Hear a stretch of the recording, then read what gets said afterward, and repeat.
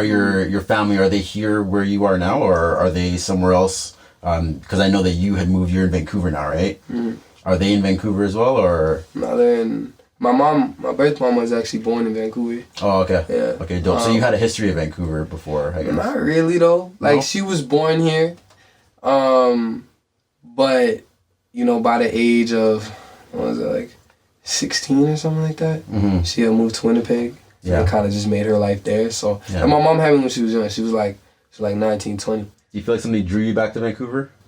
Well, I came out here in for the very first time. That's actually when I met Bryson.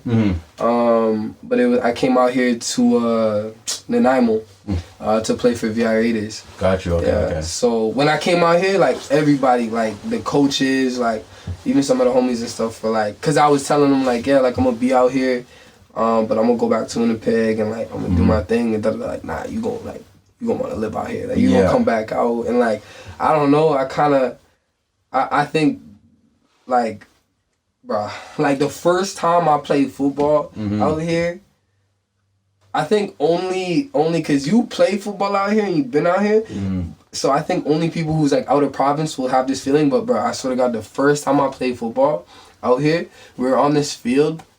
It was like pretty like elevated, right? And like just in front of us was just mountains. Right. Like, bruh, like to me, like to somebody who ain't never like, even when you driving, like I was obviously here and like I was doing this, doing that before we went to the practice, and I'm seeing the mountains and stuff. I'm like, oh, this is cool. But being like, feeling like you're on top and just seeing the mountains, and for me, why mountains are very important is because like I look at mountains as like metaphorically, like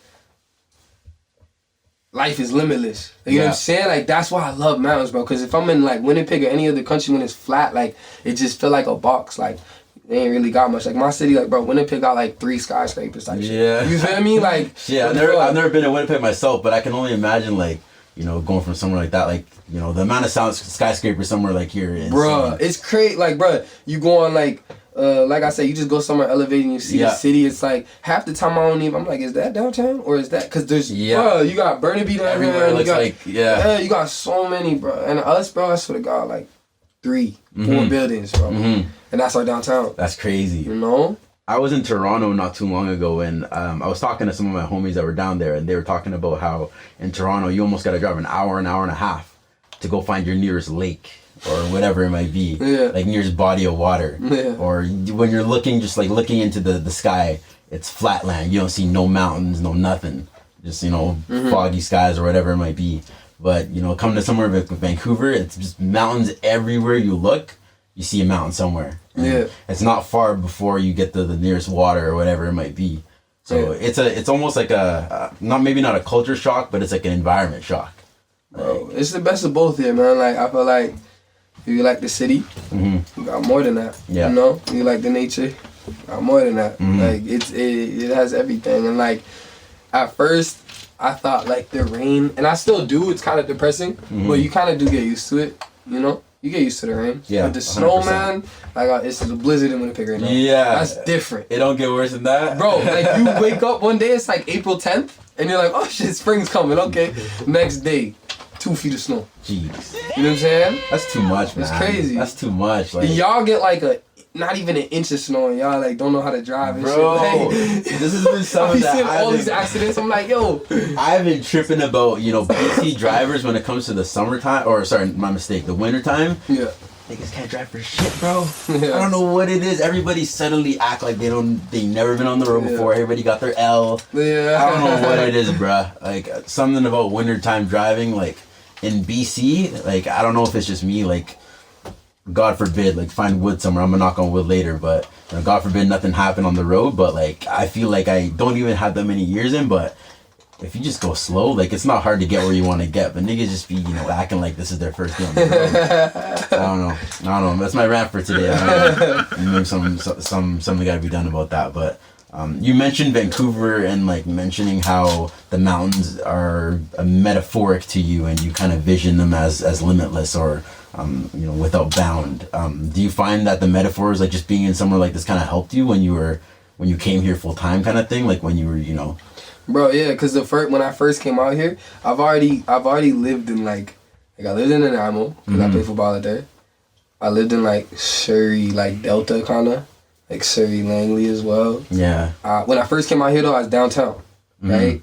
And bro, that shit was like so expensive, bro. Like I'm like, yeah, like almost $4. Nah, downtown too much, I was like, yo. damn. But the beauty of it though is like, bro, like floor to ceiling windows.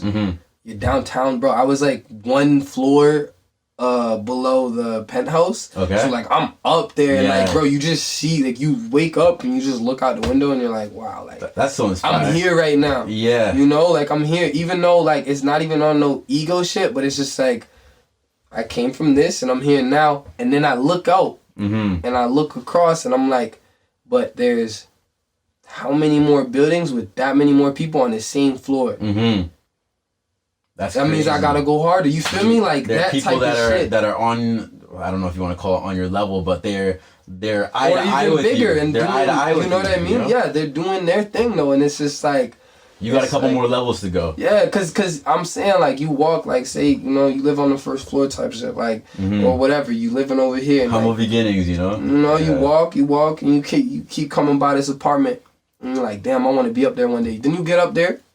And then that's what I'm saying. Like, when you're up there, though, like, it feel like, also, okay, boom, you leave the house, and I'm like, there's, like, a little park. It's downtown, right? It's lit. You got little things to do and stuff, so, but as much as it felt like, wow, like, I'm here, like, financially, things are looking different, all these things, but you still feel like a little fish in a big pond, like, you know, because the city I'm from is a lot smaller. Yeah. So, like, knowing, that's what I'm saying, like, looking across and knowing, bro, I ain't shit. I got more work to do. There's that many more people that's just as successful or doing, you know? Yeah. And yeah, like I just feel like I feel like you're somebody that continually like you're never satisfied almost. Yeah, you should never though. Like nobody should ever be satisfied. I agree with you. Nobody should ever. I don't think that I always look at like level 9. When you hit level 10, that's level 1 again. Yeah. You're starting from the top, find your next high.